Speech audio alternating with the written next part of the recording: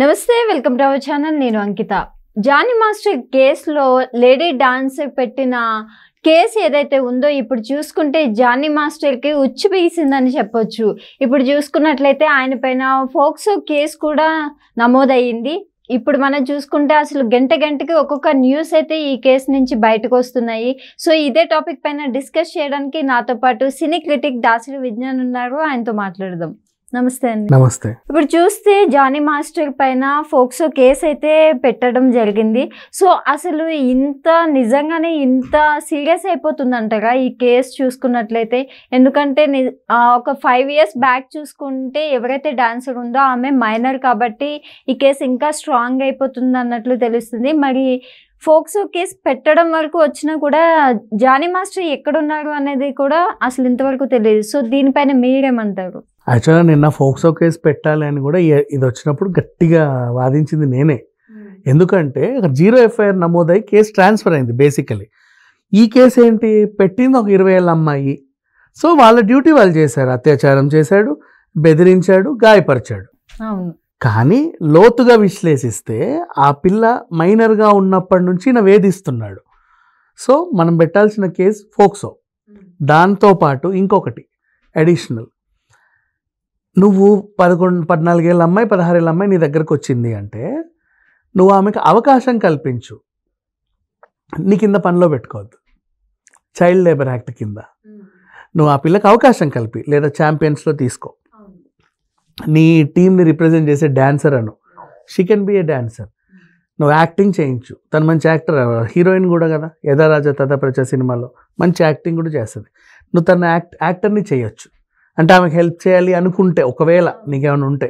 కానీ నీకేంటి, నీ దగ్గర పెట్టుకోవాలనిపించింది, నీ దగ్గర కూడా పెట్టుకోవచ్చు. సైడ్ డాన్సర్గా పెట్టుకోవచ్చు, నీ టీంలో ఒక మెంబర్గా కూడా పెట్టుకోవచ్చు. కానీ నువ్వు నీ కింద పనిలో పెట్టుకున్నావు కృతిపడి, ఆమెకి ఎక్కడికి వెళ్ళకుండా. సో చైల్డ్ యాక్ట్ కింద నువ్వు మైనర్ అమ్మాయిని పనిలో పెట్టుకోవడానికి వీలు లేదు, ఎంత జీతానికైనా సరే. సరే, ఇదొకటి. అండ్ నెక్స్ట్ లవ్ జిహాద్.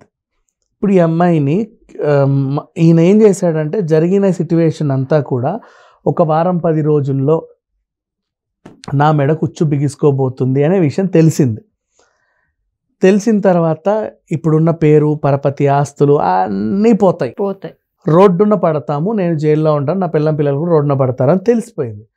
తెలిసిన తర్వాత ఈయన ఏం చేశాడు, ఎవరికో చెప్పుకోవాలి కదా, భార్య దగ్గరికి వెళ్ళి ఏడ్చుకుంటూ నిజం ఒప్పుకొని చెప్పేశాడు. ఆ భార్య ఈయనని 4 తన్నలేక ఇప్పుడు పరిస్థితిని ఎలా చక్కబెట్టుకోవాలని ఆలోచించింది. ఎందుకు అంటే పిల్లలు ఉన్నారు, 2 పిల్లలు లేకపోతే వీడిని 4 తన్ని ఆమె వెళ్ళిపోవచ్చు, పెద్ద విషయం కాదు. ఇప్పుడు పిల్లలు ఉన్నారు. సో నిన్నటిదాకా రాజులా బతికిన పిల్లలు రేపు రోడ్డున పడాలి.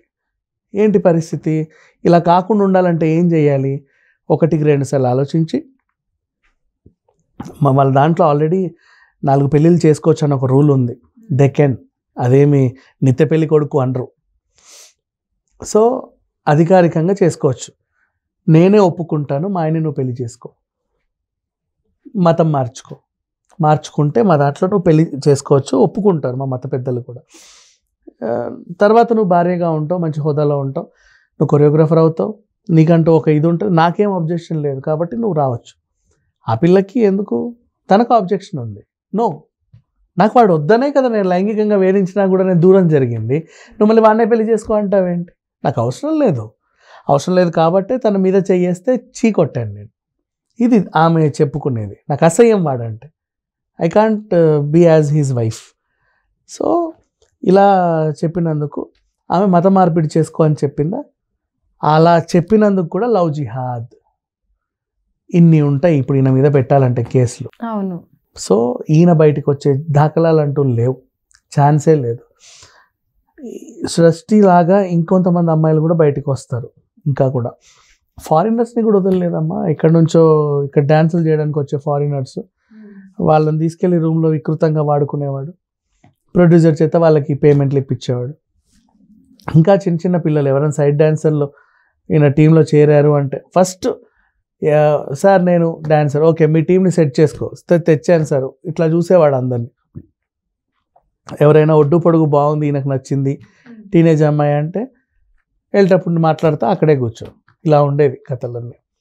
సో అన్నీ చేసుకుంటూ ఈ రోజు దాకా వచ్చాడు. యాక్చువల్గా ఈ పిల్లతో కూడా ఆయన నిజంగా ప్రేమగా ఉండుంటే ఇవన్నీ ఉండేవి కాదేమో. ఒక్కసారిగా కట్టలు తెంచుకుందాము, తినాలని భరిస్తుంది, ఏం అవసరం ఆమెకు భరించాల్సినంత తీవ్రత చాలా ఉంది. 100% ఈయన ఇప్పుడు ఆల్రెడీ పాత కేసు కూడా ఉంది కాబట్టి నాన్ బెయిలబుల్ కేసు కిందే. ఇప్పుడు ఫోక్సో అంటే నాన్ బెయిలబుల్, ఖచ్చితంగా లోపలికి వెళ్తాడు, డౌటే లేదు దీంట్లో మాత్రం. మరి ఎందుకు పోలీసులు ఇంతవరకు, అంటే ఇది కొన్ని రోజులుగా జరుగుతుంది కదా, మరి ఎందుకు వాళ్ళు చార్జ్ చేయలేదంటారు? నువ్వు కేసు పెట్టాలి కదా, చార్జ్ చేయాలి అంటే. అయింది 0 FIR ఏమా, ఓకే, ఏదో తెలిసిన పోలీస్ స్టేషన్కి వెళ్ళి ఇలా జరిగిందండి అని చెప్పేసి వచ్చేసావు అంతే. నువ్వు సంబంధిత పోలీస్ స్టేషన్కి వెళ్ళి నీ లిఖితపూర్వక వాంగ్మూలం ఇస్తే కానీ అప్పటి నుంచి వాళ్ళు యాక్షన్ తీసుకోరు. అది అవ్వలేదు ఇంకా. సరే, ఇక్కడికి వెళ్ళావు, ఫిలిం ఛాంబర్స్కి వెళ్ళావు, అంతటి వెళ్ళావు, నువ్వు వెళ్ళాల్సింది లీగల్గా. సో అయితే ఇప్పుడు ఫిలిం ఇండస్ట్రీ నుంచి ఇప్పుడు డాన్సర్కి ఎలాంటి సపోర్ట్ ఉంటుందంటారు? అందరూ కూడా ఈవిడ వెనకాలే ఉన్నారు, అందరూ ఈమెకు మంచి సపోర్ట్గా ఉన్నారు. షేక్ జానీ పాషా చేసినటువంటి చేష్టలు చాలామందికి తెలుసు. సో ఈ అమ్మాయికే సపోర్ట్గా ఉంటున్నారు. ఇప్పుడు ఆయనకి సపోర్ట్గా ఎందుకు వెళ్తారు? నమస్తే, వెల్కమ్ టు అవర్ ఛానల్. నేను అంకిత. జానీ మాస్టర్ కేసులో లేడీ డాన్సర్ పెట్టిన కేసు ఏదైతే ఉందో ఇప్పుడు చూసుకుంటే జానీ మాస్టర్కి ఉచ్చు పీసిందని చెప్పొచ్చు. ఇప్పుడు చూసుకున్నట్లయితే ఆయన పైన ఫోక్సో కేసు కూడా నమోదయ్యింది. ఇప్పుడు మనం చూసుకుంటే అసలు గంటకి ఒక్కొక్క న్యూస్ అయితే ఈ కేసు నుంచి బయటకు వస్తున్నాయి. సో ఇదే టాపిక్ పైన డిస్కస్ చేయడానికి నాతో పాటు సినీ క్రిటిక్ దాసరి విజ్ఞాన్ ఉన్నారు, ఆయనతో మాట్లాడదాం. నమస్తే అండి. నమస్తే. ఇప్పుడు చూస్తే జానీ మాస్టర్ పైన ఫోక్సో కేసు అయితే పెట్టడం జరిగింది. సో అసలు నిజంగానే ఇంత సీరియస్ అయిపోతుందంటారా ఈ కేసు చూసుకున్నట్లయితే? ఎందుకంటే ఒక 5 years బ్యాక్ చూసుకుంటే ఎవరైతే డాన్సర్ ఉందో ఆమె మైనర్ కాబట్టి ఈ కేసు ఇంకా స్ట్రాంగ్ అయిపోతుంది అన్నట్లు తెలుస్తుంది. మరి ఫోక్సో కేసు పెట్టడం వరకు వచ్చినా కూడా జానీ మాస్టర్ ఎక్కడున్నారు అనేది కూడా అసలు ఇంతవరకు తెలియదు. సో దీనిపైన మీరేమంటారు? యాక్చువల్గా నిన్న ఫోక్సో కేసు పెట్టాలి అని కూడా ఇది వచ్చినప్పుడు గట్టిగా వాదించింది నేనే.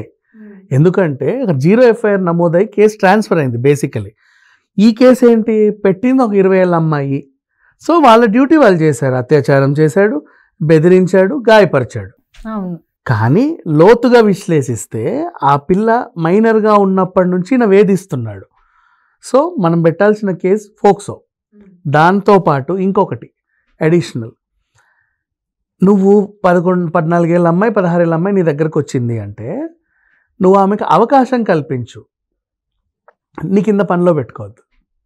చైల్డ్ లేబర్ యాక్ట్ కింద నువ్వు ఆ పిల్లకి అవకాశం కల్పి, లేదా ఛాంపియన్స్లో తీసుకో, నీ టీంని రిప్రజెంట్ చేసే dancer Anu, she can be A dancer. నువ్వు యాక్టింగ్ చేయించు, తను మంచి యాక్టర్, హీరోయిన్ కూడా కదా, యథా రాజా తథా ప్రజ సినిమాలో మంచి యాక్టింగ్ కూడా చేస్తుంది. నువ్వు తన యాక్టర్ని చేయొచ్చు. అంటే ఆమెకు హెల్ప్ చేయాలి అనుకుంటే ఒకవేళ నీకేమైనా ఉంటే. కానీ నీకేంటి, నీ దగ్గర పెట్టుకోవాలనిపించింది, నీ దగ్గర కూడా పెట్టుకోవచ్చు, సైడ్ డాన్సర్గా పెట్టుకోవచ్చు, నీ టీంలో ఒక మెంబర్గా కూడా పెట్టుకోవచ్చు. కానీ నువ్వు నీ కింద పనిలో పెట్టుకున్నావు కాకృతిపడి, ఆమెకి ఎక్కడికి వెళ్ళకుండా. సో చైల్డ్ యాక్ట్ కింద నువ్వు మైనర్ అమ్మాయిని పనిలో పెట్టుకోవడానికి వీలు లేదు, ఎంత జీతానికైనా సరే. సరే, ఇదొకటి. అండ్ నెక్స్ట్ లవ్ జిహాద్. ఇప్పుడు ఈ అమ్మాయిని ఈయన ఏం చేశాడంటే జరిగిన సిట్యువేషన్ అంతా కూడా